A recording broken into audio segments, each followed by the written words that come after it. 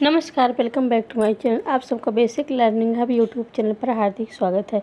मित्रों, इस वीडियो में आप श्री रामचंद्र जी के विषय में महत्वपूर्ण जानकारी प्राप्त करने वाले हैं। आपको यह जानकारी उपयोगी लगे तो लाइक और शेयर करें। साथ ही साथ चैनल पर नए हैं तो सब्सक्राइब अवश्य करें, ताकि आपको बहुत सारी महत्वपूर्ण विषयों से संबंधित वीडियो प्राप्त कर सकें आप। और अब आइए वीडियो को देखते हैं। तो ऐसे उच्च मानवीय गुणों से संपन्न था कि आज भी उनका जीवन आदर्श मनुष्य बनने की प्रेरणा देने वाला अक्षय स्रोत बना हुआ है। श्री रामचंद्र के जीवन की मुख्य घटनाओं तथा प्रसंगों से उनके चरित्र की श्रेष्ठता का पता चलता है। अयोध्या के महाराज दशरथ के वह सबसे बड़े पुत्र थे। श्री राम के भाई भरत, लक्ष्मण और शत्रुघ्न उनके साथ अत्यधिक प्रेम और सम्मानपूर्ण व्यवहार करते थे। भरत की माँ कैकेयी तथा लक्ष्मण और शत्रुघ्न की माँ सुमित्रा का उन्हें उतना ही स्नेह मिला जितना कि उन्हें अपनी माँ कौशल्या से मिला। पिता गुरुजन तथा जनता के सभी वर्गों के साथ राम का व्यवहार बहुत ही मृदुल और शिष्ट था। छोटे भाइयों को प्रसन्न करने के लिए वे खेल खेल में स्वयं हार कर उनको विजयी बना देते थे। ऋषि विश्वामित्र राक्षसों के उपद्रव के कारण आश्रम में यज्ञ नहीं कर पा रहे थे। आश्रमवासियों की रक्षा और निर्विघ्न यज्ञ करने की सहायता के लिए वे राजा दशरथ के पास आए। ऋषि ने राजा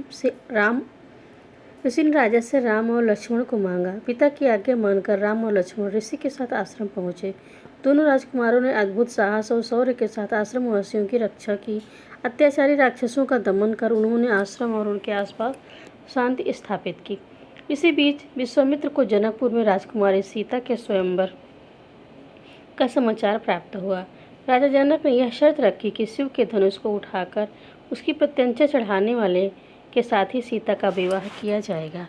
अपने गुरु का आदेश पाकर श्री रामचंद्र ने शिव धनुष को उठाया और प्रत्यंचा चढ़ाते ही शिव धनुष टूट गया। सीता के साथ उनके विवाह के बाद राम अयोध्या लौटे। उनका जीवन सुखपूर्वक व्यतीत होने लगा। अब राजा दशरथ वृद्ध हो चले थे। वे राम का युवराज पद पर अभिषेक कर शासन के भार से मुक्त होना चाहते थे। उनकी इच्छा अनुसार अभिषेक की तैयारी होने लगी। तभी कैकेयी के कान मंथरा ने भर दिए। मंथरा के बहकावे में आकर कैकेयी ने राजा से 2 वर मांगे, जिसके लिए राजा पहले वचन दे चुके थे। इन वरों का संबंध देवासुर संग्राम की घटना से था। उसमें दशरथ ने देवों के पक्ष में असुरों के विरुद्ध युद्ध किया था। युद्ध स्थल में कैकेयी ने बड़े साहस के साथ राजा की सहायता की थी। इससे प्रसन्न होकर राजा ने कैकेयी को 2 वरदान मांगने को कहा। कैकेयी ने उससे वरदान नहीं मांगे और भविष्य में कभी मांग लेने की बात कही।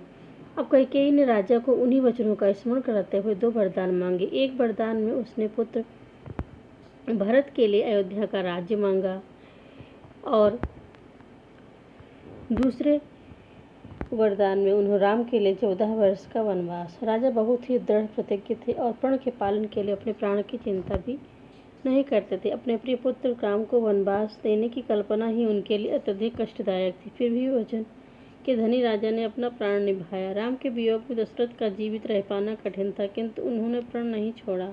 राम पिता की आज्ञा को शिरोधार्य कर सहर्ष वन के लिए चल पड़े। उनके साथ सीता और लक्ष्मण ने भी वन की राह पकड़ी। राम की अनुपस्थिति में राजा दशरथ की मृत्यु हो गई। भाई भरत राम को मनाकर अयोध्या वापस लाने के लिए चित्रकूट गए। उस अवसर पर भी राम ने पिता की आज्ञा के पालन पर दृढ़ रहने का संकल्प दोहराया और वनवास की अवधि पूरी होने पर अयोध्या लौटने का आश्वासन दिया। जब वे अयोध्या से वन की ओर जा रहे थे, तभी नदी पार करते समय उनकी भेंट निषाद राज गुह से हुई। गुह ने भाव विभोर होकर उनका स्वागत किया। रामचंद्र जी ने अपनेपन के भाव से सम्मान दिए और वो गले लगकर उनसे मिले। भीलनी सबरी के अतिथि को भी उन्होंने सहर्ष स्वीकार किया। और इन उदाहरणों से पता चलता है कि वे छुआछूत, ऊंच नीच की भावना से किसी के साथ व्यवहार नहीं करते थे।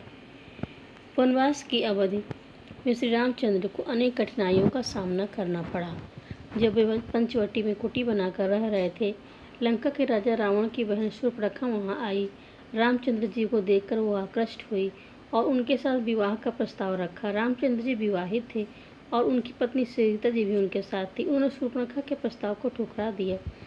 शूर्पणखा के हठ के कारण लक्ष्मण जी ने उसे दंडित किया और वो क्रुद्ध होकर रावण के पास पहुंची। रावण उसके अपमान से बहुत क्रोधित हुआ। रावण ने छल पूर्वक सीता जी का अपहरण किया। रामचंद्र जी ने सीता जी की खोज की। हनुमान ने लंका जाकर सीता जी का पता लगाया। रामचंद्र जी ने अंगद को लंका भेजकर शांतिपूर्वक सीता जी को वापस पाने का प्रयास किया, किंतु घमंड में चूर रावण ने कोई ध्यान नहीं दिया।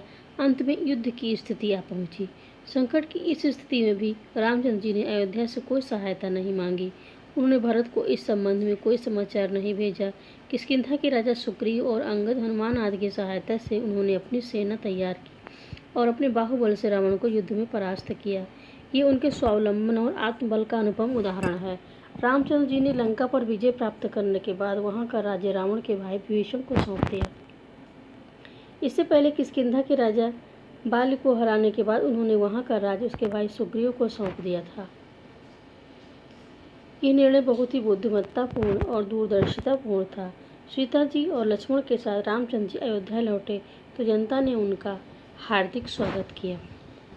बहुत धूमधाम से रामचंद्र जी का राज्याभिषेक हुआ। उनके अनुपस्थिति में भरत ने अयोध्या के राज्य को धरोहर की तरह सुरक्षित रखा और शासन का संचालन किया। रामचंद्र जी ने शासन की उत्तम व्यवस्था की। उन्होंने जनता के सुख सुविधा का इतना अच्छा प्रबंध किया कि किसी व्यक्ति को कष्ट नहीं था। सब सुखी और स्वस्थ थे और आनंदपूर्ण जीवन व्यतीत करते थे। इस समाज में सभी वर्गों और व्यक्तियों की आवश्यकताओं को पूरा करने की उत्तम व्यवस्था हो जाए तो शांति और सुख की स्थिति आ जाती है। रामचंद्र जी के राज्य में शासन की ऐसी ही व्यवस्था थी और उत्तम भोजन, आवास, रहन सहन, शिक्षा, स्वास्थ्य, मनोरंजन आदि की सुविधाएं सबको सुलभ थी। फलस्वरूप कोई रोगग्रस्त नहीं होता था। सब मन लगाकर अपना अपना काम करते थे। अन्न, फल, दूध, घी आदि का पर्याप्त उत्पादन होता था। इसलिए लोगों को किसी प्रकार का अभाव का सामना करना नहीं पड़ता था। लोग आपस में मिलजुल कर प्रेम भाव से रहते थे। रामचंद्र जी के राज्य में जनता को वे सभी सुख सुविधाएं सुलभ थी जिनकी आज के लोक कल्याणकारी राज्य में कामना की जाती है। इसलिए रामचंद्र लोक कल्याणकारी राज्य का पर्याय बन गया। तुलसीदास जी ने रामचरितमानस में राम राज्य का विशद वर्णन किया है। महात्मा गांधी भी राम राज्य की उत्तम व्यवस्था से बहुत प्रभावित थे। इसलिए उन्होंने भारत में राम राज्य की स्थापना का आदर्श सामने रखा और उसी के लिए जीवन भर प्रयास किया। तो इस प्रकार ये श्री रामचंद्र जी से संबंधित बहुत ही महत्वपूर्ण पाठ था। आपका उपयोगी अगर लगा हो तो इसे लाइक करें, शेयर करें, साथ ही साथ अन्य भाई और बहनों तक इसको पहुंचाएं। इसी प्रकार की वीडियो को देखने के लिए हमारे चैनल से जुड़े रहें। फिर मिलेंगे नई जानकारी के साथ। तब तक के लिए नमस्कार और आप सबका वीडियो देखने के लिए बहुत बहुत धन्यवाद।